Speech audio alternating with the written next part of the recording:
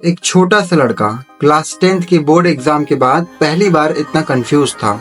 School खत्म होने के बाद सब लोग सिर्फ एक ही सवाल पूछ रहे थे, साइंस लेगा या कॉमर्स। और तुमको आर्ट्स तो बिल्कुल नहीं लेना चाहिए क्योंकि आर्ट्स लेकर कोई कुछ नहीं बनता। हर तरफ प्रेशर था। माँ चाहती थी कि डॉक्टर बने और पापा कहते थे कि इंजीनियर बनना सबसे ज्यादा सेफ है। और सोसाइटी कहती थी बस मार्क्स अच्छे आए तो साइंस ही बेस्ट है। लेकिन किसी ने भी उस बच्चे से ये नहीं पूछा कि तुमको क्या करना है, तुम्हारी चॉइस क्या है और तुम्हारा ड्रीम क्या है। स्टूडेंट्स, क्लास 11th एक मोड़ है जहाँ से जिंदगी की असली डायरेक्शन शुरू होती है। लेकिन मेजॉरिटी स्टूडेंट्स स्ट्रीम चूज नहीं करते बल्कि स्ट्रीम उन पर थोपी जाती है। तो चलिए समझते हैं इन स्ट्रीम का असली मतलब, विदाउट बायस और विदाउट प्रेशर के। साइंस वो स्ट्रीम है जिसको इंडिया में टॉपर स्ट्रीम कहा जाता है, यानी कि पीसीबी या पीसीएम, फिजिक्स, केमिस्ट्री, मैथ्स या बायोलॉजी। लोगों को लगता है अगर मार्क्स अच्छे आए तो साइंस ही लेना बेस्ट होता है, पर क्या ये स्टेप सही है? साइंस स्ट्रीम सिर्फ एक पाथ है जहां पर आप डॉक्टर, इंजीनियर, साइंटिस्ट बन सकते हो। लेकिन इसमें कंपटीशन इंटेंस होता है, सिलेबस हैवी होता है और अगर पैशन नहीं हो तो स्ट्रेस गारंटी होता है। अगर आपको सच में किसी चीज के अंदर क्यूरियोसिटी है, यानी कि space, technology, machine, surgery, human body, इन सब के बारे में, तो साइंस आपके लिए एक ड्रीम स्ट्रीम बन सकती है। पर अगर आप सिर्फ दोस्तों को फॉलो कर रहे हो या मम्मी पापा के प्रेशर में हो तो साइंस आपके लिए एक प्रेशर कुकर बन सकता है। साइंस लेने से आप इंटेलिजेंट नहीं बन जाते और ना ही इसको चूज करने से आप बेकार हो जाते हो। ये सिर्फ एक करियर का रास्ता होता है, वो भी उनके लिए जो उस रास्ते को समझकर चलना चाहते हैं। कॉमर्स एक अंडररेटेड स्ट्रीम।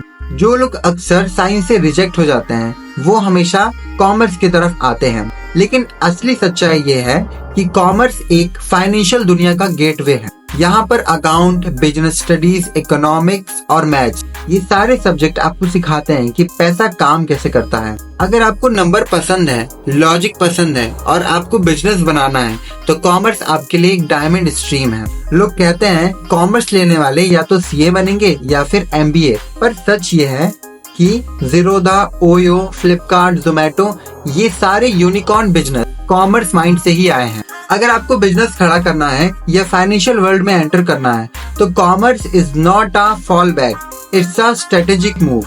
बस एक वार्निंग, अगर आप सिर्फ इसलिए कॉमर्स ले रहे हो क्योंकि साइंस टफ लगती है तो फिर कॉमर्स भी आपको बोरिंग लगेगा। स्ट्रीम तभी शाइन करती है जब आपको उससे लगाव हो।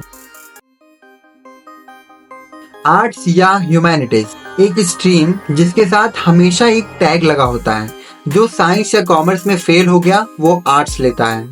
लेकिन अगर आप सच में सोसाइटी को समझना चाहते हो, human behaviour, politics, law, literature, philosophy, creativity, तो arts is the most intellectual rich stream है। आप इसमें देख सकते हो कि IAS, IPS, writer, journalist, lawyers, physiologist, designer, इन सब का फाउंडेशन यहीं से बनता है।